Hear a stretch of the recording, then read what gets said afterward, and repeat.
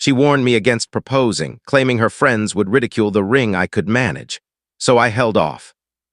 A year later, I got down on one knee for someone else with a $12,000 ring in that very same restaurant. She happened to be sitting just 2 tables over. Hey folks, a fast shout-out. More than 14% of you have subscribed, and that truly means the world to me. If you're just joining and enjoy these kinds of tales, please become part of the group by pressing that subscribe button. We're pushing toward 10,000 subscribers. I just returned from the most amazing dinner of my entire life, and I needed to tell someone about it. My new fiancée is sleeping with her ring still on her finger, while my ex is likely lying awake after everything that happened. Let me bring you back to how it all began. 3 years back, I was dating Sarah, 27F, for roughly a year and a half. I'm 31M, working as a software developer, making around $72,000 at that point. Sarah had a job in advertising at a stylish firm, constantly fixated on appearances and other people's opinions. We had reached the point where everyone assumed a proposal was coming. Her friends repeatedly asked when I would finally ask the question. Her mother gave gentle nudges, the full pressure was on, so I began putting money aside for a ring. After running the numbers carefully, I could swing a $2,800 ring without wiping out my savings or getting into trouble. It wasn't huge, but it was solid for what I earned. I discovered a beautiful ring at a neighborhood jeweler. Attractive stone, classic style, excellent craftsmanship for the cost. The jeweler explained everything clearly, and I felt excited to surprise Sarah. That's when things went wrong. Sarah's birthday was coming up, and we were eating at Giovanni's, the upscale Italian place she loved. I had arranged to propose that evening, ring hidden in my pocket, her preferred table reserved. During dessert, I began speaking about our future, how much joy she brought me, how I pictured us aging together, building the atmosphere. Then Sarah's face turned serious and she said we had to discuss something. What is it? Well, my friend Emily recently got engaged, and truthfully, her ring was pitiful, almost humiliatingly small. She conceals it whenever we're in public. My stomach dropped, but I stayed composed. That sounds tough. Listen, Jake, I realize you're considering a proposal, and you should know my friends would absolutely criticize any ring you could purchase at this stage. It would be humiliating for both of us. The ring in my jacket suddenly felt heavy as lead. So you're telling me to hold off on proposing because you'd feel embarrassed by what I can provide. I'm advising you to wait a couple of years until your finances improve. Glance around this restaurant. Notice those couples? The women are wearing serious, eye-catching rings. I refuse to attend gatherings with something small simply because you're not financially ready yet. I looked around the room, spotted the pair she referenced, then met her completely earnest gaze. You're literally saying don't propose because my budget would embarrass you. I'm saying be sensible about your current situation. No damage in delaying until you can handle it properly. The waiter delivered the check. I settled it silently, drove Sarah home in quiet. Are you angry? She asked while I escorted her to the door. No, I replied. You clarified your priorities perfectly. That evening, I took the ring back to the store, received every penny back, no issues. I also spent time deeply thinking about what Sarah had exposed. She placed more importance on her friends' judgments than on actually getting engaged to me. She prioritized the appearance of affluence over our genuine connection. 2 weeks afterward, I broke things off. This is connected to that conversation about the ring, right? She said. It's about recognizing what you actually care about. Jake, I was just being practical. I didn't want you spending on something I would feel humiliated wearing.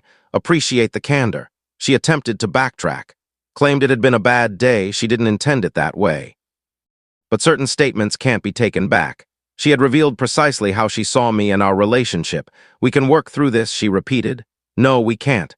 Goodbye, Sarah. Complete separation, zero contact. Update 1. Everything improved dramatically once Sarah was gone. When you stop endlessly trying to satisfy someone who is never satisfied, you gain space for genuine progress. I threw myself into my career and began taking freelance projects on weekends.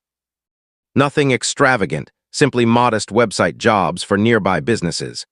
The additional income helped, but the true benefit was honing my abilities and establishing a reputation. Roughly 8 months post-breakup, I encountered Emily, 29F, at a cafe close to my workplace. She visited most mornings, focused on her laptop, managing her own consulting business. Our casual conversations grew into coffee meetups, then real dates. Emily was completely different from Sarah in all the meaningful aspects. She drove a reliable used car that she kept in good shape, lived modestly to invest in her company, chose long-lasting clothing over trendy pieces. Above all, she never pressured me to demonstrate my worth with money. We hiked instead of dining at expensive places, prepared meals together rather than getting delivery, discovered free local activities. Not out of cheapness, but because we truly enjoyed one another's presence. Emily ran an online marketing service for small businesses. She had started it 2 years earlier and was expanding steadily thanks to quality results and referrals. I was progressing nicely too. My side projects added about $1,200 monthly, plus a modest salary increase to $78,000. Far from rich, but noticeably more stable. By the 12th month, I was certain Emily was the one I wanted forever. Not because I needed to impress anyone, but because she was the person I wanted for life. We fit together seamlessly. She was ambitious yet realistic. She encouraged my goals and I supported hers. We were creating something authentic, not merely projecting success. Shopping for the ring felt completely different this time. Emily had said she preferred vintage styles, finding modern ones overly flashy. So I checked out antique stores and estate sales, locating a gorgeous 1940s ring. Graceful design, traditional appearance, expertly made. The vendor provided appraisal documents, verified its legitimate estate origin.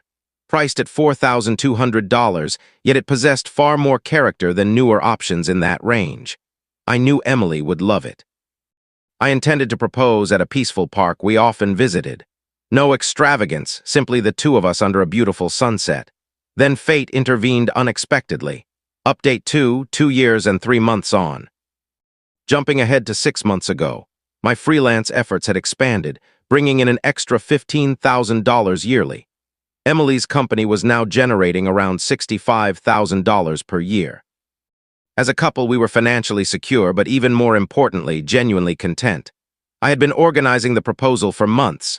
Ring purchased, parents informed, all details arranged. Then Emily shared that a long-standing client planned to host her team for dinner to mark a major project success. The client was a medium-sized marketing agency in the city center. Where were they headed? Giovanni's, the identical restaurant where Sarah had discouraged my proposal. Sounds nice, I replied calmly. When is it scheduled? Next Thursday. Should be enjoyable. It's an important client, so they're sparing no expense. A thought occurred to me, a very clever thought. I phoned Giovanni's and reserved a table for that same Thursday, timed an hour after Emily's group was due to begin. I assumed they'd be finishing as we arrived. Emily found it touching that I planned our own celebratory meal that evening. She had no idea about my past with Sarah or the significance of the location. Thursday evening, we got dressed up and drove to Giovanni's. Emily looked fantastic in a navy dress she had worn for another work occasion, elegant and poised. We were shown to our seats, and I noticed Emily's client group on the other side of the room. Around 8 individuals at a big table, obviously concluding their dinner. Emily gave a friendly wave to her contacts when she spotted them, cordial and businesslike. We placed our orders and my nerves built for the proposal. Ring ready in my pocket, speech prepared. The occasion felt enormous. Midway through the meal, I recognized someone at the client table. It took a moment, but realization struck. It was Sarah. She must have joined Emily's client's firm. Small world, though not entirely surprising in our city's advertising scene. Sarah noticed me simultaneously. I watched her expression move from puzzled to aware to stunned as she registered Emily. "Everything okay?" Emily inquired. "You're a bit distant." "Just anticipating dessert," I answered, not fully truthful. Sarah's party was getting ready to depart. Ideal moment. As the waiter served our dessert, I realized the time had come. I reached into my coat, retrieved the ring case. Emily's eyes grew large. "Jake, what is this?" "Something I've prepared for a long time." I knelt right there in the dining room. Several surrounding tables glanced over. "Emily, you are the most incredible person I've ever met. You inspire me to improve daily." You back my aspirations, and I want to back yours for the rest of our lives. Will you become my wife? The ring gleamed under the soft lighting. Vintage style, stunning gem. Perfectly suited to Emily's preferences. Yes, yes, 1,000 times yes. A handful of nearby diners began applauding. Emily shed joyful tears. I probably did too. The waiter delivered champagne for a toast. I noticed Sarah's group had halted their exit to observe. Sarah fixated on the ring, visibly absorbing the scene. Emily admired her new jewelry, took pictures, phoned her family. Every part of an engagement ought to feel joyful, sincere, a true celebration of what's ahead. This is the loveliest ring I've ever laid eyes on, Emily declared. How did you manage to choose exactly what I'd adore? Because I paid attention to what truly matters to you. Sarah's group eventually exited, though I saw her steal one last look as they left. We lingered another hour, enjoying the champagne, soaking in the happiness. Emily glowed with delight. During the ride home, Emily couldn't stop gazing at her ring. I can't believe how perfectly you managed this. When did you even have time to select something so ideal? I've been searching for months. Needed it to be flawless. It's completely flawless. Final update 3 months afterward. The engagement has matched every hope I had. Emily and I are fully immersed in wedding preparations. Chosen a date for next spring, secured a wonderful venue, and begun compiling our guest list. All the joyful disorder of organizing a future with the person you genuinely want to spend forever with. The ring has earned amazing praise. Emily's friends, her relatives, her colleagues, everyone adores it. Apparently, when you select something meaningful rather than merely expensive, it stands out. A couple of weeks after the proposal, Emily noted that people from her client's office inquired about the engagement. News of the restaurant scene spread. One lady was especially interested, Emily mentioned. Asked detailed questions about our relationship timeline, your profession, things like that. I suspected it was Sarah, but I stayed silent. Emily doesn't need the backstory drama. My professional life has taken a positive turn. The freelance projects opened doors to a stronger position at a different firm. Currently earning $92,000 and beyond, while still accepting side work. Emily's venture is thriving as well. She has brought on a part-time helper. Financially, we're in a strong position, but far more significantly, we're constructing a life rooted in mutual principles and real teamwork. A friend mentioned that Sarah had been inquiring about me. Curious if my situation had improved and whether Emily came from money.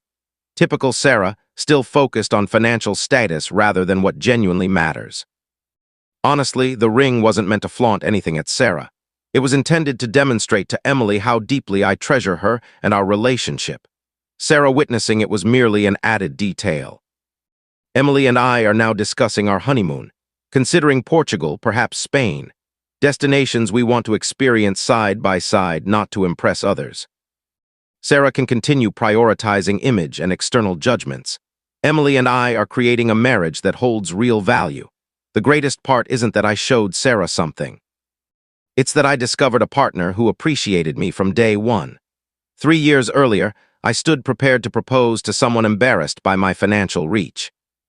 Last month, I proposed to someone thrilled by the choice I made specifically for her. The gap between compromising and meeting the right match transforms everything. Sarah helped me learn to identify mismatched values. Emily taught me how it feels when they align. The ring on Emily's finger represents far more than an engagement. It's evidence that leaving the wrong relationship guides you to the correct one. Sarah witnessed that evidence from across the dining room. Often, the finest form of payback is simply thriving alongside someone worthy of your all.